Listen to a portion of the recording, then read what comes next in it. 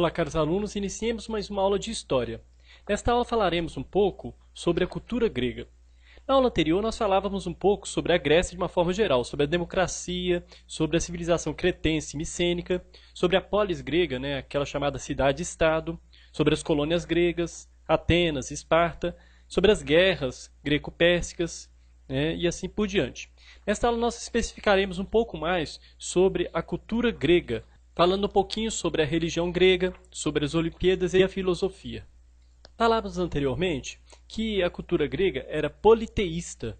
O que significa isso? Eles acreditavam que existiam vários deuses, e esses deuses viviam no Olimpo.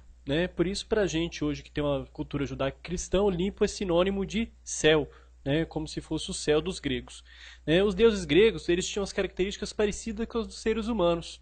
Tinham raiva, tinham inveja, relações de amor, de ciúmes, etc. E eles podiam tanto favorecer quanto prejudicar os seres humanos. Nesse sentido, os seres humanos eles precisavam fazer sacrifícios para agradar os deuses, orações, festas e assim por diante. Então, por exemplo, se você queria manter um tempo de paz, você fazia, por exemplo, um sacrifício ao deus da guerra para agradá-lo e assim por diante. Zeus era considerado o deus mais poderoso dos deuses gregos. A esposa de Zeus era chamada de Hera e o filho dele se chamava Ares. A gente tem na cultura grega vários deuses com várias características específicas. Alguns são muito famosos. Por exemplo, Poseidon, que era o deus dos mares, é muito falado. A gente tinha também Afrodite, que era a deusa do amor, também muito conhecida. Alguns menos conhecidos, por exemplo, Ártemis, era a deusa da caça. A gente tinha Atena, que é a deusa da sabedoria. Deméter, a deusa da fertilidade, Apolo, deus da música, Hefesto, deus do fogo e da metalurgia, Hermes, o deus mensageiro, Este, a deusa dos lares. Então, como eu disse, os seres humanos eles tinham que fazer sacrifícios a esses deuses, exatamente para agradá-los. Além de fazer orações, celebrações, etc. Faziam santuários em homenagens a esses deuses. Eles também cultuavam heróis. O herói grego, na verdade, era sempre filho de uma divindade com um mortal. Poderia ser um deus com uma mortal ou uma deusa com um mortal. Os gregos eles criaram muitos mitos. A mitologia grega é muito vasta nesse sentido. A gente não pode dizer com certeza, esse deus tinha essa característica ou fez isso ou aquilo. Não, na verdade existia uma tradição passada de pai para filho que eles iam contando. Alguns escritores, principalmente Romero e Hesíodo, que vão trazer isso à tona, trazer esses escritos em forma de poesia. E aí as pessoas vão conhecer um pouco mais algumas características. Mas era muito variável. Às vezes uma pessoa contava a história de um deus de uma forma, outro já contava de outra. Assim como uma história que é contada por várias pessoas. Outra característica interessante da cultura grega eram os Jogos Olímpicos. O primeiro deles se tem notícia que aconteceu em 776 a.C., na cidade de Olímpia. Por isso que vem Jogos Olímpicos. Eles ocorriam sempre em homenagem a Zeus, e eles ocorriam de 4 em 4 anos. Quando se aproximava a data da realização, todas as guerras eram interrompidas. Então era tão importante os Jogos Olímpicos que se tivesse alguma nação guerreando com outra, eles interrompiam a guerra e tinham os Jogos Olímpicos, naquele momento de paz. Então até a Olimpíada era um símbolo da paz. Os homens das mais variadas profissões, das diferentes cidades, viajavam para lá para participar desse grande acontecimento esportivo, que também era cívico e religioso. Eles tinham um perfil militar e aristocrático. Por quê? Primeiro, porque eles repetiam exercícios de guerra. E segundo, porque o objetivo de um atleta era sempre se destacar com honra frente aos competidores. A recompensa pela vitória numa competição era sempre simbólica.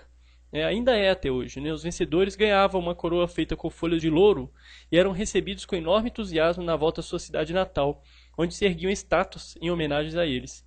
A presença de mulheres era proibida, tanto nas competições como na plateia. Ao contrário de hoje, que hoje a gente sabe que as mulheres, inclusive, conquistam várias medalhas olímpicas. Em relação às artes, a gente pode dizer o seguinte: elas eram humanistas no sentido que elas valorizavam o ser humano. Por exemplo, o teatro. O teatro era em homenagem ao deus Dionísio. E na época desse teatro, todos eram incentivados a comparecer, inclusive as pessoas pobres. Eles eram gratuitos, todos podiam assistir. Em Atenas, todas as atividades eram interrompidas para as pessoas assistirem ao espetáculo. E eram vários espetáculos, um atrás do outro. Os autores teatrais gregos escreviam peças que continuavam sendo montadas pelo mundo inteiro. Até hoje a gente tem algumas peças teatrais que eram daquela época, por exemplo, Édipo Rei. Os gregos eles foram inventores de dois gêneros teatrais consagrados, a comédia e a tragédia. A tragédia grega ela tinha como tema a mudança drástica do destino das pessoas. E a comédia recorria ao humor para fazer críticas aos costumes, aos políticos. E era interessante, porque, primeiro, a tragédia era para mostrar um pouquinho o drama que as pessoas viviam, também embasado na realidade. E a comédia também era embasada na realidade, só que de forma cômica. Então, você queria fazer uma crítica ao governo, por exemplo, você fazia aquilo de forma teatral. Então, as pessoas acabavam acompanhando os acontecimentos políticos através do teatro. Então, a cultura, ela envolvia isso tudo. Em relação às esculturas, por exemplo, as esculturas eram expostas em locais públicos, como templos, fontes e praças. A maioria delas eram obras encomendadas pelo governo da cidade. Os escultores gregos da época clássica se esforçavam para reproduzir a figura humana, de forma harmoniosa e respeitando suas proporções. Então tinha aquela preocupação de ser idêntico, né? Então quando a gente vê uma estátua grega, ela está tentando ser sempre idêntica ao original. As pinturas gregas, da cerâmica, que eram usados para transportar alimentos, eles tinham cenas da mitologia grega, e às vezes também até do dia a dia. Entre as técnicas de pintura criadas pelos gregos, as duas mais conhecidas são as técnicas de figuras negras e de figuras vermelhas. Falando ainda um pouco da cultura, nós temos também a filosofia, que é o que ficou mais famoso em relação à cultura grega. Como eu disse na aula passada, a polis grega ela favorecia o debate político, favorecia a troca de ideias, a liberdade que as pessoas tinham em participar ativamente das decisões do governo e etc. Então isso favoreceu o desenvolvimento da filosofia. O aparecimento da filosofia na Grécia, ele não foi um fato isolado, ele estava ligado ao nascimento da polis, a partir do período arcaico. Os gregos eles procuravam organizar sua vida na cidade, tomando conta de seu próprio destino. Então a filosofia vai buscar explicar tudo o que existe. A religião ou o mito vão perder um pouco a força. Como eu disse, a mitologia grega ela também era utilizada para explicar a realidade. Como eu disse, as pessoas faziam celebrações aos deuses exatamente para poder tentar se favorecer na vida. E o filósofo ele vai tentar buscar uma outra alternativa, uma alternativa que ele vai buscar através da razão. Ou seja, eu vou tentar compreender realmente o motivo, por exemplo, do sofrimento humano, ou das guerras e assim por diante. Alguns são mais conhecidos. Um filósofo que pode ser considerado referência para a história da filosofia é Sócrates. Sócrates, tanto que ele é uma referência para a filosofia principalmente antiga, que a gente chama os filósofos que o antecederam de pré-socráticos. Alguns deles são os filósofos de Mileto, que vão tentar buscar uma arqué, ou seja, um princípio de todas as coisas. A gente tem, por exemplo, Tales de Mileto, que vai dizer que o arqué, ou o princípio de todas as coisas, seria a água. Nós vamos ter Anaximandro, que vai dizer que é o infinito, Anaxímenes, que vai dizer que é o ar, Empédocles, que são os quatro elementos, terra, ar, água e fogo, Demócrito, que vai dizer que são os átomos, e assim por diante. E a gente vai ter também alguns famosos pré-socráticos, que são Heráclito e Parmênides. Heráclito, aquele famoso filósofo que vai dizer que não se banha duas vezes no mesmo rio, querendo dizer que as coisas vão se alterar o tempo todo, que tudo se altera, nada permanece o que é, tudo flui, ele vai dizer, e Parmênides que vai dizer exatamente o contrário, E depois desses pré-socráticos, nós vamos ter a figura essencial da filosofia antiga, que é Sócrates, que é a referência, o marco filosófico. Sócrates ele vai acreditar que o meio ideal para se chegar ao conhecimento era o diálogo. Ele vai deixar de preocupar inicialmente com aquelas questões que os filósofos pré-socráticos preocupavam, que era o princípio de todas as coisas. Ele vai tentar preocupar principalmente com as questões vinculadas ao ser humano na época. Inicialmente, por meio de perguntas inteligentes, ele vai levar as pessoas a reconhecerem o que desconheciam do assunto. Isso ele chamava de ironia. E depois, aos poucos, ia levando a pessoa a pensar sobre suas próprias afirmações, até chegar a uma conclusão racional, uma definição. Ou seja, ele vai deixar de preocupar com o princípio das coisas, mas vai buscar alguma coisa útil para a vida cotidiana do cidadão. Por exemplo, o que é a justiça? Eu posso buscar uma essência de justiça? E ele vai debater muito com os filósofos da época, que eram chamados de sofistas, que eles acreditavam que não, que tudo é uma questão de convenção, que as pessoas não concordavam entre si, que não existe uma essência de justiça e assim por diante. Então esse vai ser o debate principal de Sócrates com os sofistas. Depois de Sócrates, nós temos o seu discípulo, Platão, que viveu muitos anos com Sócrates e vai fundar a escola chamada Academia. Lá se estudava filosofia, matemática, ginástica, ou seja, não era só filosofia, né? Era uma gama de conceitos. Na verdade, a filosofia ela estava muito misturada com essas outras coisas, né, na época. Ciência e filosofia não tinha separação, né? Para Platão, existiam dois mundos, né? O mundo dos fenômenos, que se pode ver ou tocar, né? Que é ilusório, seria o que a gente chama de mundo sensível, esse mundo nosso. E o mundo das ideias, que é um mundo que ele vai dizer que onde se encontram as ideias universais, a verdade, o bem, a bondade, a justiça, ou seja, ele vai dizer, existe uma ideia de bem mesmo, mas nós estamos longe dela, ela está lá no mundo das ideias.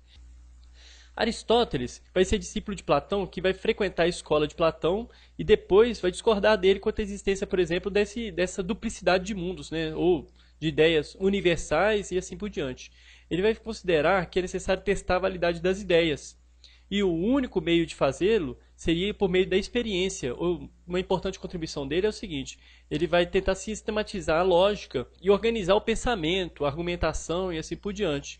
E vai escrever sobre tudo. Aristóteles era uma enciclopédia ambulante. Ele escreve sobre biologia, ele escreve sobre filosofia, né? Ele escreve sobre política e assim por diante. Ele vai demonstrar com isso uma vasta cultura.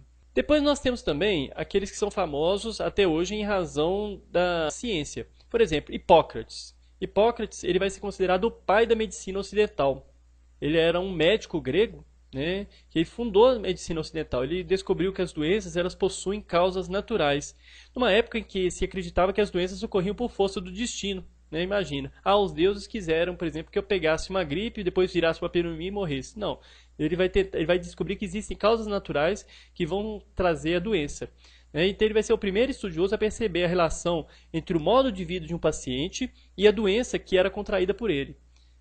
Eu peguei um resfriado depois de ter pego uma chuva, uma friagem. Será que é exatamente a chuva que causou a doença? Ele vai analisar. Não, aí depois ele vai tentar encontrar uma explicação para isso. Mas essa busca é muito interessante, porque antes não se atribuía uma ideia de causa e efeito, né? Não, a causa era sempre uma causa transcendental, os deuses, etc., a vontade dos deuses. Agora não, ele vai trazer uma causa no próprio mundo.